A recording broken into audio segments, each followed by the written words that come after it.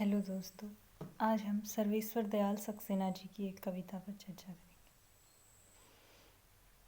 सर्वेश्वर दयाल सक्सेना जी की एक कविता है, देश कागज पर बना नक्शा नहीं होता।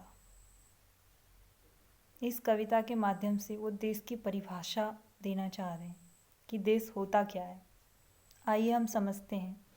देश कोई धर्म के आधार पर बंधा हुआ नहीं है, जाति के आधार पर नहीं बंधा हुआ है, या उसकी एक कोई भौगोलिक सीमा पर हम उसे नहीं बांट सकते।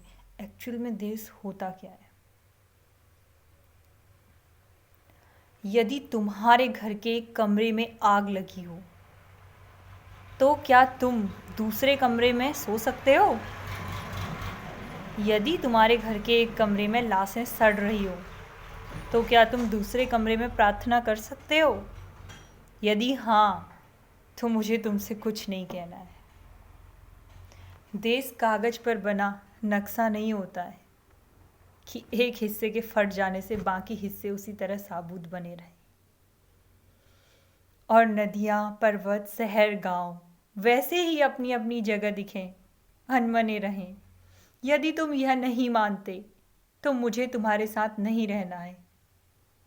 इस दुनिया में आदमी की जान से बड़ा कुछ भी नहीं है।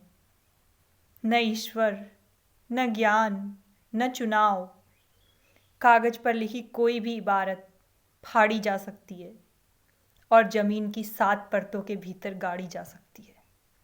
जो विवेक खड़ा हो लाशों को टेक, वह अंधा है।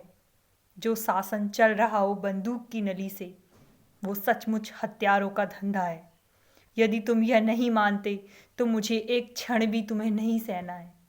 याद रखो, एक बच्चे की हत्या, एक आदमी का गोलियों से चिथड़ा हुआ तन किसी शासन का नहीं, संपूर्ण राष्ट्र का पतन है। ऐसा खून बहकर धरती में जज्ब नहीं होता, आकाश में फहराते झंडों को काला करता है।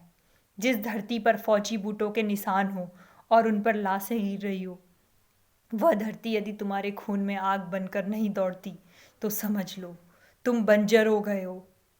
तुम्हें यहाँ सांस लेने तक का अधिकार नहीं। तुम्हारे लिए नहीं रहा अब यह संसार। आखिरी बात बिल्कुल साफ, किसी हत्यारे को कभी मत करो माफ। चाहे हो वह तुम्हारा यार, चाहे धर्म का ठेकेदार, चाहे लोकतंत्र का स्वनाम धन्य पहरेदार, क्योंकि देश कागज पर बना नक्शा नहीं होता।